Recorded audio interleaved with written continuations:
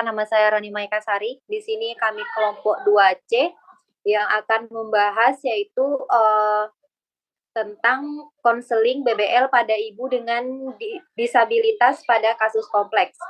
Nah, di sini saya akan memperkenalkan terlebih dahulu nama kelompok-kelompok kami. Yang pertama yaitu ada Prasina Galuh, Rani Maikasari, Revi Agustin, Risnawati Kasim, Robiatul Azizah.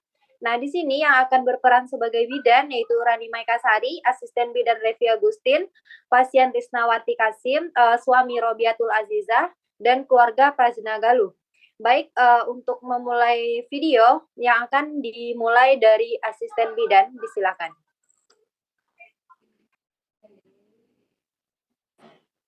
Assalamualaikum warahmatullahi wabarakatuh.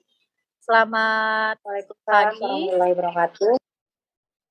Selamat pagi. Perkenalkan, saya asisten bidan Revi Agustin. Sebelumnya silakan duduk terlebih dahulu, Ibu dan keluarga.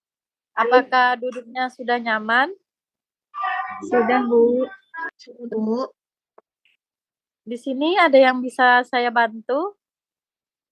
Baik, Bu. Di sini saya mau kunjungan karena saya kemarin baru saja melahirkan di kliniknya Ibu. Oh, jadi ini dengan Ibu Risna ya? Iya, Bu. Baik. Jadi di sini yang akan memberikan konseling yaitu langsung ke bidannya ya, Ibu. Baik, Bu. Baik Ibu, perkenalkan nama saya Bidan Rani Maikasari. Selamat pagi. Pagi, Bu Bidan. Dan suami dan juga keluarga. Baiklah, tadi di sini asisten saya sudah menjelaskan bahwa Ibu mau kunjungan karena kemarin Ibu habis melahirkan di sini. Ini kunjungan Ibu yang kedua ya? Iya, Bu Bidan. Sebelumnya saya memberikan konseling, menanyakan terlebih dahulu, kira-kira keluhan yang Ibu rasakan saat ini apa ya Ibu? Begini, Bu Bidan. Jadi saya saat ini tidak mempunyai keluhan, tetapi saya hanya kesulitan untuk merawat bayi saya karena kondisi saya saat ini terbatas dalam beraktivitas. Untuk sementara saya belum bisa berjalan dengan normal. Jadi bagaimana Bu Bidan untuk konseling tentang perawatan bayi sehari-hari? Baik Ibu, di sini saya akan menjelaskan konseling tentang BBL atau bayi baru lahir. Nah, di sini untuk konselingnya bukan semata-mata untuk ibu saja, tetapi untuk suami dan keluarga juga. Nah, di sini apakah suami dan keluarga siap untuk mendengar konseling dari saya? Iya, Ibu. Iya, Bu. Baik, di sini mohon maaf sekali ya Ibu dan keluarga untuk keterbatasan waktu, kan rencananya kemarin kita akan melakukan konseling melalui pertemuan. Nah, keterbatasannya waktu, kita akan melakukan konseling melalui via Zoom. Baik, untuk konseling ini kami akan menggunakan yaitu media seperti PowerPoint. Kami akan menjelaskan PowerPoint tersebut atau PPT kepada Ibu dan keluarga. Nah, baik, silahkan untuk asisten saya di share screen materi atau media tersebut.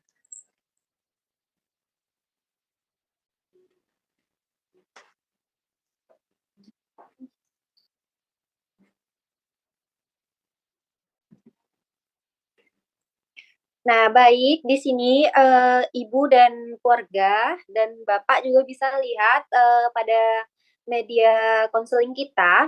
Yang pertama yaitu Ibu dan keluarga menjaga kehangatan bayi, di mana bayi dimandikan setelah 6 jam. Selanjutnya bayi harus tetap berpakaian dan diselimuti setiap saat memakai pakaian kering dan lembut. Nah, seperti di sini yang dijelaskan bahwa bayi ibu diletakkan di ruangan yang hangat, tidak panas dan tidak terlalu dingin. Dan juga bayi ibu ada baiknya dipakai sarung tangan dan sarung kaki dan tutup kepala atau topi karena tutup kepala tersebut sangat penting supaya karena suhu bayi adalah dari kepalanya begitu. Selanjutnya ganti baju jika basah. Nah, di sini bayi jika udah dirasa bayinya BAK atau sudah pipis, baik cepat diganti karena kan itu nanti akan lembab, akan menimbulkan gangguan suhu pada tubuh bayi. Nah, jangan tidurkan bayi di tempat dingin atau banyak angin. Nah, seperti yang saya jelaskan tadi, bayi akan diletakkan di ruangan yang hangat, yang nyaman, tidak begitu panas dan tidak terlalu dingin begitu. Nah, jaga bayi tetap hangat dengan menggunakan topi. Nah, seperti yang saya jelaskan tadi bahwa kita memakaikan topi untuk menjaga kehangatan bayi, sarung tangan, sarung kaki, atau dipakai hangat pada saat tidak dalam dekapan begitu. Nah, lanjut. Nah, perawatan tali pusat. Nah, di sini perawatan tali pusat yaitu tetap kering dan bersih. Nah, jangan dibiarkan tali pusat tersebut lembab. Nanti kalau jika tali pusatnya lembab, otomatis tali pusat tersebut akan berbau begitu. Nah, tali pusat tidak perlu dibersihkan dengan sabun atau cairan lainnya. Nah, kebanyakan kan Ibu, Bapak, orang sekarang membersihkan tali pusatnya itu memakai kayak sabun. Sebenarnya itu tidak perlu, tapi pokoknya kering dan balut pakai kasa atau kain bersih begitu, biar tetap terjaga kebersihannya. Biarkan terbuka tanpa tertutup dengan kasa berkering gitu. Nanti takutnya kain tersebut akan nempel di tali pusat tersebut. Nah, di sini ada yang mau ditanyakan terlebih dahulu? Jika tidak, kita akan melanjutkan konseling selanjutnya. Lanjut. Nah, kebutuhan gizi pada bayi, bayi usia 0 sampai 6 bulan cukup dengan ASI saja, yaitu bisa disebut dengan ASI eksklusif, tidak diberikan makanan apapun, kecuali ASI. Nah, ASI yang pertama keluar berwarna kuning atau disebut dengan kolestrum. Jangan berikan makanan, minuman tambahan selain ASI sesuai bayi sesering mungkin atau setiap bayi menginginkan ASI. Nah, ada baiknya ibu memberikan ASI sesering mungkin supaya bayinya tidak rewel, bayinya tidak menangis begitu. Lanjut. Nah, selanjutnya perawatan bayi, cara memandikan bayi. Nah, di sini mungkin ini anak pertama Ibu ya, mungkin Ibu belum tahu cara memandikan bayi yang benar itu bagaimana. Nah, yang pertama yaitu mencuci tangan sebelum dan sesudah memandikan bayi, supaya kuman dari ibu tidak kemana-mana ke bayinya, begitu. Selanjutnya memandikan bayi minimal 1-2 kali sehari dengan air hangat. Nah, di sini perlu diingatkan lagi, bayi sebelum memandikan bayi, ada baiknya kita sentuh bayi dengan air secara perlahan, jangan langsung kayak bahasa kita tuh langsung dicemplungin gitu. Ada baiknya kita menyentuh bayi supaya bayinya tidak kaget begitu. Pada saat memandikan, bayi harus diganti pakaiannya jika basah, menimbang berat badan bayi. Nah, jika ibu ada timbangan di rumah, ada baiknya ibu mengecek timbangan bayi. Di sini manfaatnya yaitu supaya ibu dan keluarga tahu, oh bayi saya naiknya segini, berarti bayi ibu dalam keadaan sehat. Jika bayi ibu turun berat badannya, berarti ibu lebih sering lagi menyusui bayi ibu begitu. Nah, yang terakhir di sini memastikan kebersihan bayi setiap waktu agar terhindar dari infeksi. Nah, seperti kebersihan tali pusat atau biasanya di leher itu biasanya kan ada merah-merah begitu kan, harus diperhatikan. Terus bagian tekiaknya, bagian paha, pokoknya bagian-bagian lapisan itu harus diperhatikan ya Ibu. Nah, selanjutnya lanjut. Tanda bahaya pada BBL. Nah, yang pertama yaitu menghisap bayi yang lemah. Nah, di sini yang dimaksud dengan menghisap bayi yang lemah itu adalah pada saat bayi ibu menyusui. Nah, nanti kan ibu bisa merasakan yang kemarinnya bayi ibu baik-baik saja dengan menghisap dengan kuat, besok hari ini bayi ibu penghisapannya lemah. Nah, itu termasuk dalam tanda bahaya. Apalagi bayi ibu tidak mau menyusui.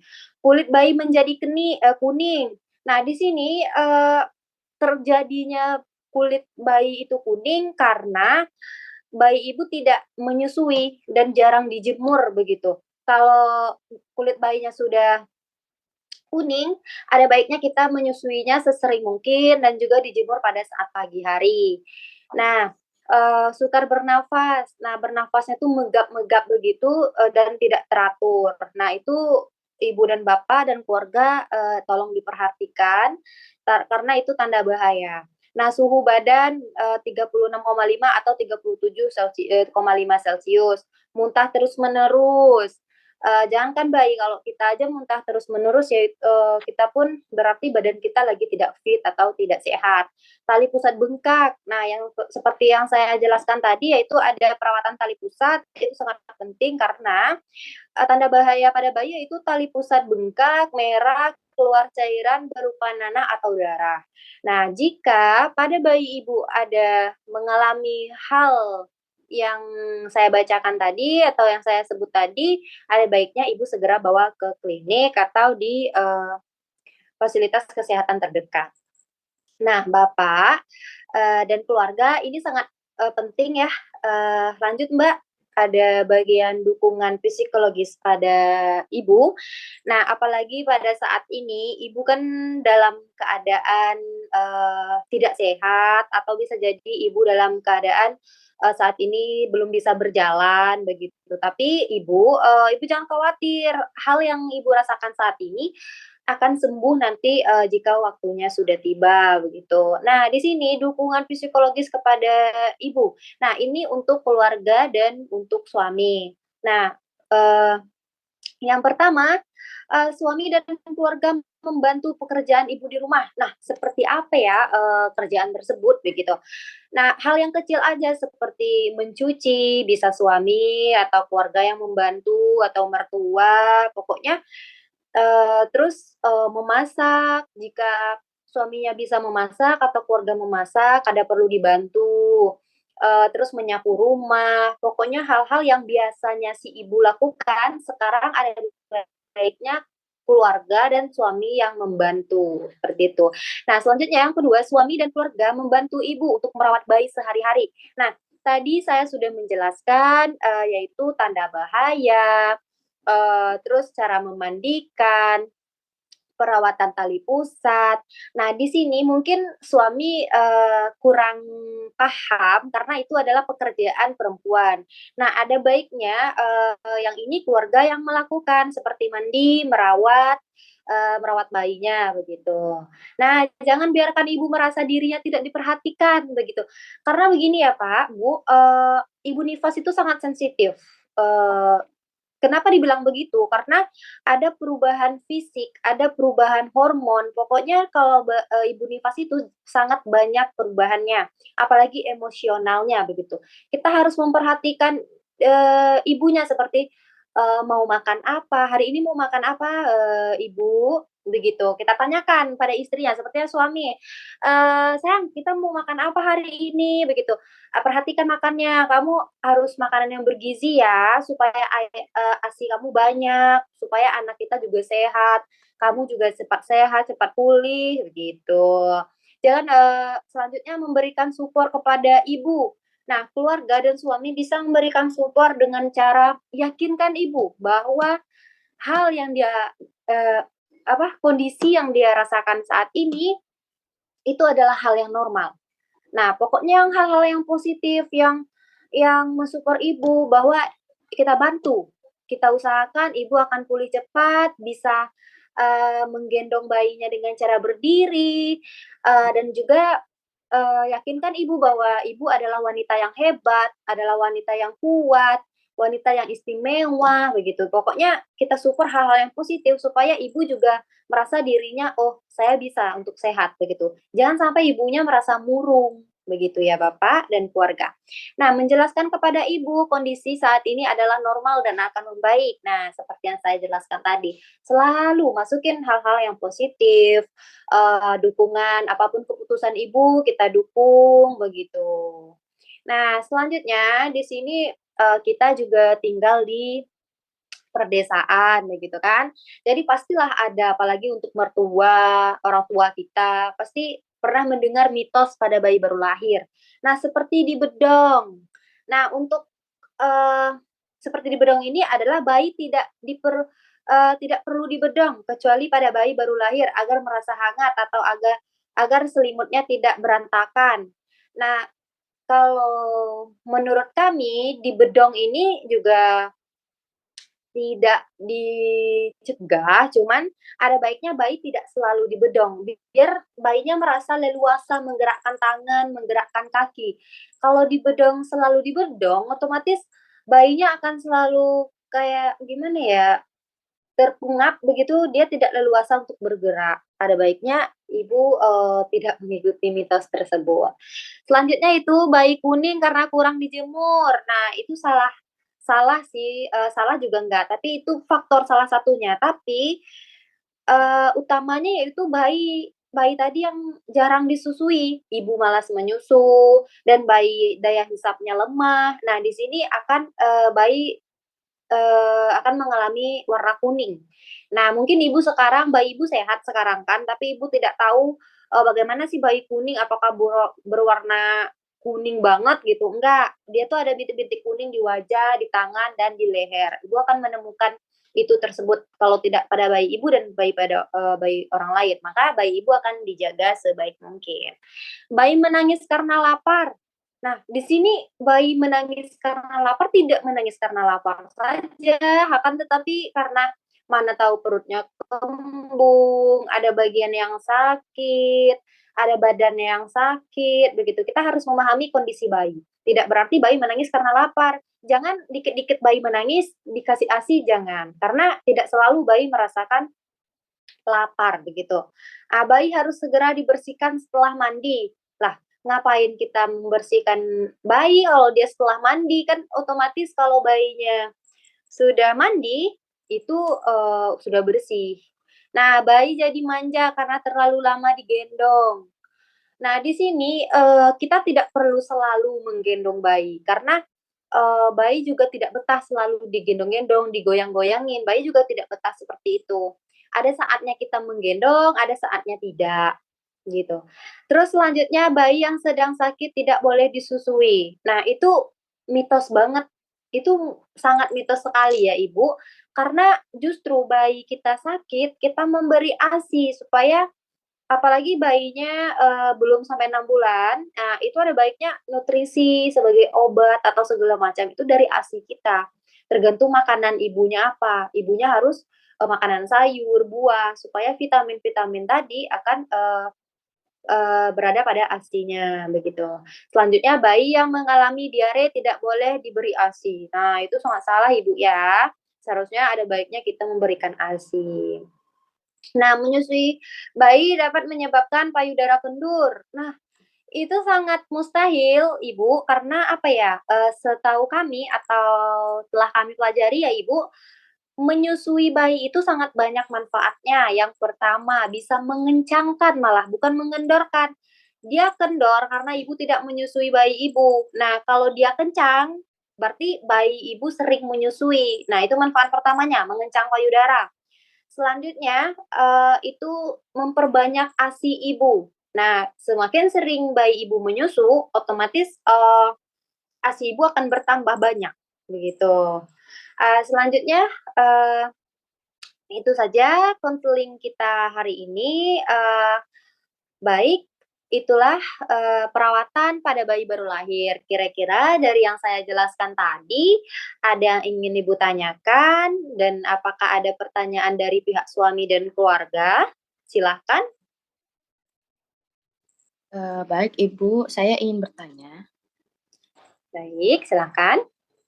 kira-kira, berapa lama, menyusui agar bayi itu merasa kenyang? Oh, baik. Nah, di sini, gini, sebenarnya berapa lamanya itu tidak tergantung si bayinya ya. Kita lihat apakah bayinya sudah mulai ingin melepaskan puting susunya, itu sudah bisa kita lepaskan atau minimal 2 jam itu bayi sudah kenyang. Sudah kenyang kurang lebih 2 jam, itu biasanya bayi sudah kekenyangan atau, tunggu bayinya sudah mulai tidak mau menghisap puting susu ibunya, itu sudah kita ituin Pak, sudah lepaskan itunya, lepas, dari puting payudara tersebut. Nah, di sini ada yang mau ditanyakan lagi, silahkan. Nggak apa-apa kalau banyak tanya itu yang bagus. Silakan dari Baiklah. keluarga. Ya. Baiklah, saya dari keluarga ingin bertanya kepada Ibu Bidan, bagaimana jika bayinya rewel dan tidak menyusui itu bagaimana ya, Bu? Oh, baik. Di sini, pihak keluarga bertanya, bayinya rewel, tidak menyusu, itu kira-kira bagaimana ya mengatasinya, begitu. Nah, baik, jika itu keluhannya, maka kita bisa melakukan baby massage atau pijat bayi, di mana manfaatnya sangat banyak, seperti menaikkan berat badan bayi, membuat tidur bayi lebih nyenyak. Nah, yang tadi bayinya rewel, kalau kita melakukan pijat bayi atau massage bayi, bayinya bisa tidur lebih nyenyak. Nah, bisa mengatasi rewel pada bayi, meningkatkan kemauan bayi untuk menyusu. Nah, kalau kita melakukan massage pijat bayi tersebut, sangat banyak manfaatnya, seperti bayi bisa menyusu lebih kuat, meningkatkan berat badan pada bayi, mengatasi rewel, membuat bayi tidurnya nyenyak, begitu. Nah, nanti jika ibu mau bayinya di-massage, boleh, monggo silahkan ke klinik kami juga bisa untuk melakukan massage pada bayi tersebut. Nah, di sini apakah, ada yang mau ditanyakan lagi? Bapak, Ibu, silakan. Baik, Ibu, sudah tidak ada lagi. Baik, jika sudah tidak ada, saya akan melakukan evaluasi seberapa jauh Ibu dan Bapak paham dengan, yang saya jelaskan. Nah, kira-kira tadi kan saya ada tuh menjelaskan dukungan psikologis pada Ibu, apalagi Ibu dalam, situasinya seperti ini, kondisinya seperti ini, begitu kan. Jadi kan tadi ada saya jelaskan dukungan psikologis tersebut. Nah, saya akan menanyakan pada suami nih, kira-kira gimana nih Pak yang saya jelaskan tadi, bisa Bapak ulangi lagi? Saya pengen lihat seberapa jauh Bapak tahu, begitu. Jadi untuk dukungan psikologis pada ibu yang udah ibu jelaskan tadi, suami dan keluarga itu membantu untuk pekerjaan ibu di rumah, yaitu yang kedua, suami dan keluarga, membantu ibu merawat bayi untuk sehari-hari, yang ketiga yaitu, jangan, biarkan ibu merasa dirinya tuh tidak diperhatikan. Yang keempat yaitu memberikan support kepada ibu, yang kelima yaitu ada menjelaskan kepada ibu kondisinya saat ini adalah kondisi yang normal dan akan segera membaik. Oke. Nah, baik, sangat bagus ya, Pak, jawabannya sangat lengkap, berarti Bapak dan keluarga sangat, memperhatikan apa yang saya sampaikan, itu sangat bagus sekali. Nah, baik, sudah sangat benar apa yang Bapak dikatakan tadi, di sini saya mengingatkan kembali mengenai perawatan bayi baru lahir dan pekerjaan rumah, ada baiknya untuk sementara waktu, Bapak dan keluarga yang membantu pekerjaan tersebut ya. Karena sekarang kondisi ibu masih, proses penyembuhan, jadi tidak bisa melakukannya, sendiri, begitu. Bagaimana dengan pihak keluarga? Baik, Bu Bidan, akan kami laksanakan apa saja yang sudah Ibu Bidan jelaskan tadi. Baik, bagaimana dengan pasien? Baik, Bu Bidan. Terima kasih atas konselingnya. Konseling untuk perawatan bayi baru lahir ini sangat bermanfaat untuk saya, apalagi di kondisi saya pada saat ini yang sangat tidak memungkinkan untuk saya melakukannya sendiri. Terima kasih ya, Bu Bidan. Terima kasih kembali Ibu, Pak, karena sudah mempercayai saya untuk melakukan konseling ini.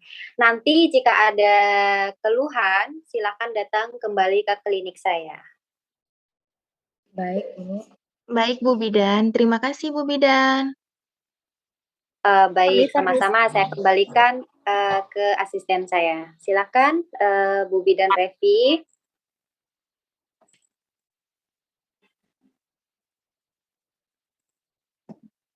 Baik Ibu dan keluarga Pak Suami, terima kasih kembali ya. Wassalamualaikum. Waalaikumsalam warahmatullahi wabarakatuh. Terima kasih Bu Bidan. Sama-sama Iya, pasien sama-sama. Bu Risna.